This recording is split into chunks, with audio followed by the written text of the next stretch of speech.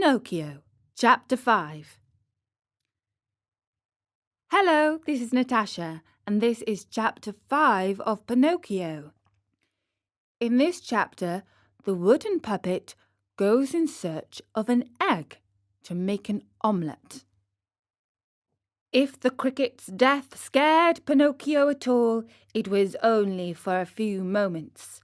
For as night came on, a queer, empty feeling at the pit of his stomach reminded the marionette that he had eaten nothing as yet.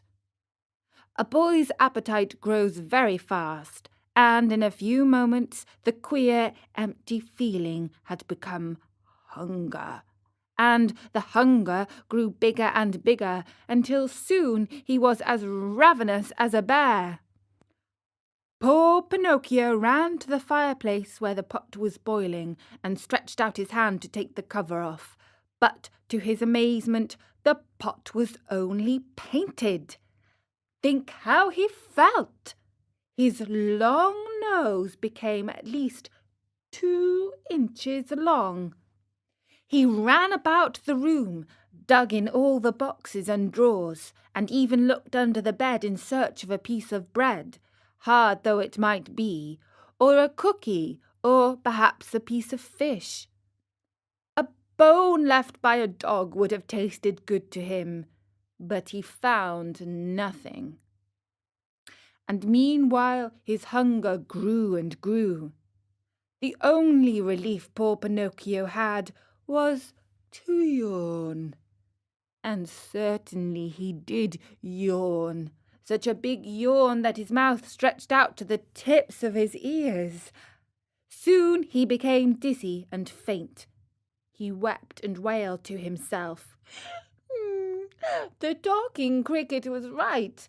It was wrong of me to disobey father and to run away from home. If he were here now, I wouldn't be so hungry. How horrible it is to be hungry!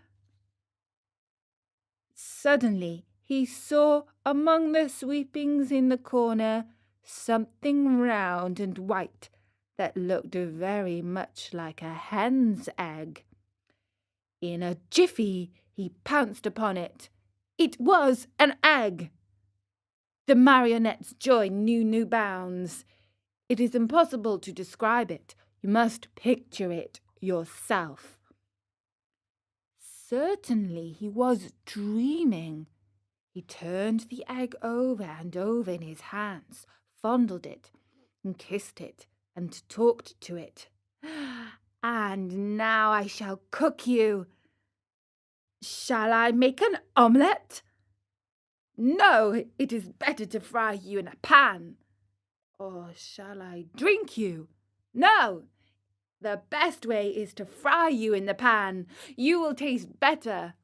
No sooner said than done. He placed a little pan over a foot warmer full of hot coals.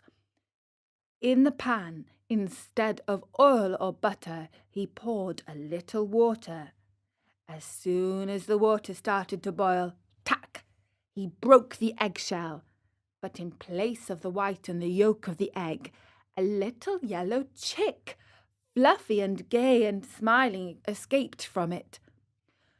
Bowing politely to Pinocchio, he said to him, "Many thanks indeed, Mr. Pinocchio, for having saved me the trouble of breaking my shell. Goodbye, and good luck to you, and remember me to the family." With these words he spread out his wings, and darting to the open window, he flew away into space until he was out of sight.